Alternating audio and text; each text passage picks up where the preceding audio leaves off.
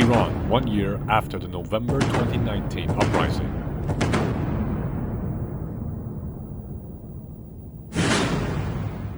NCRI's International Online Conference, November 10, 2020. On Friday, November 15, 2019, the Iranian regime declared a sudden hike in gas prices.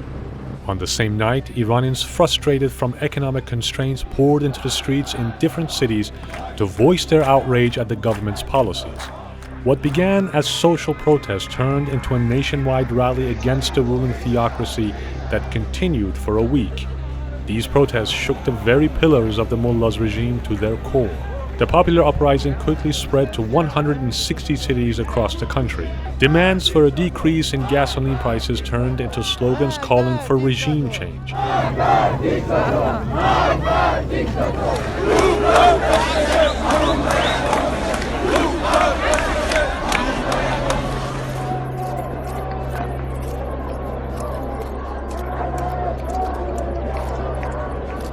On Sunday, November 17th, Khamenei associated this uprising to the Iranian opposition People's Mojahedin Organization of Iran, PMOI, and ordered an all-out crackdown.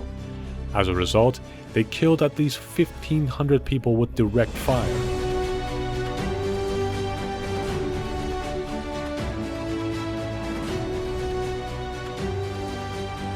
Approaching the first anniversary of the bloody crackdown of nationwide protests in November 2019, the Iranian opposition commemorated the event by holding an online conference linking 2,400 locations across the globe. Ceremonies were held in Ashraf 3, the MEK's complex in Albania. Maryam Rajavi, president-elect of the National Council of Resistance of Iran, was the keynote speaker at the conference. She addressed the Iranian regime's status quo 1 year after it had claimed a victorious survival following the crackdown. یک شورش کور نبود، یک جنبش بی دنباله نبود، با هیچ یک از جناح‌های رژیم پیوندی نداشت و به هیچ قدرت و دولتی در جهان مرتبط نبود. وضعیت انقلابی جامعه ایران که در قیام آبان به طرز چشمگیری نمودار شده همچنان به قوت خود باقی است. شرایط انفجاری، نارضایتی متراکم و تقابل مردم و رژیم حاکم به اوج خودش رسیده. دو عامل اساسی این وضعیت رو شدت بخشیده.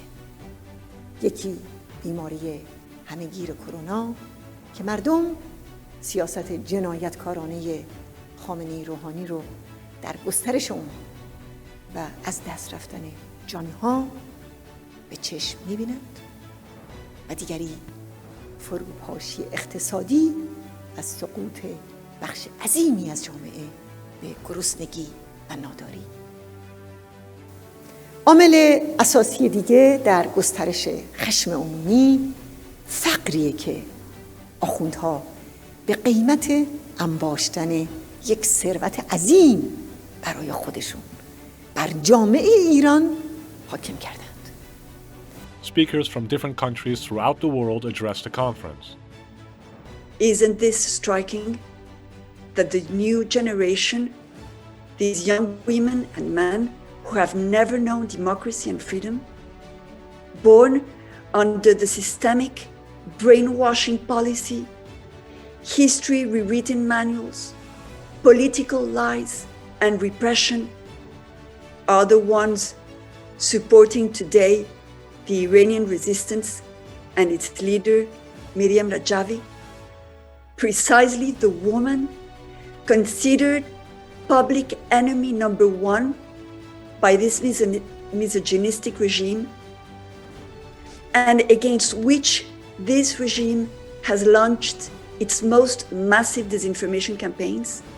Yes, it is because in November 2019, they were defending her ideas, her 10-point democratic restoration plan, and the hope she embodies towards justice and freedom, that these young people were killed in the streets by the regime's culprits, that they were arrested and executed by the Revolutionary Guards. The heroic protests we witnessed last year are part of larger trends that are strengthening the opposition and weakening the regime in Tehran. A democratic future for Iran is closer today than before. Let us stand together in solidarity and compassion and support Mrs. Maryam Rajavi's plan for the future of Iran. Now is not the time for silence and inaction.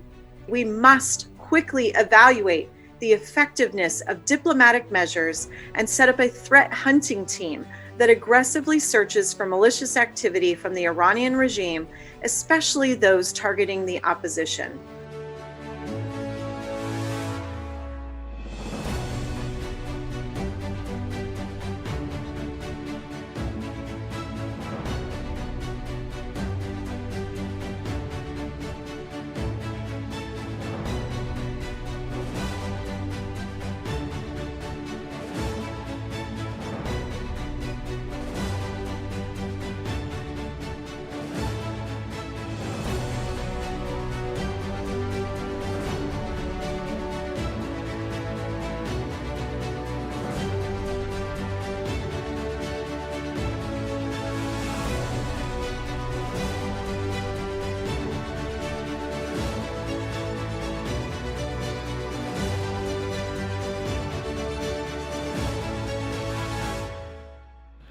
Several members of Iranian youth associations in Europe and the US spoke at the event. They emphasized the fact that following Iran's November 2019 revolt, the Iranian people have made it crystal clear they will not accept the ruling regime. From that date on, the mullah's regime has on a daily basis been expressing deep concerns about popular uprisings, and it is in a constant struggle to avoid such an event.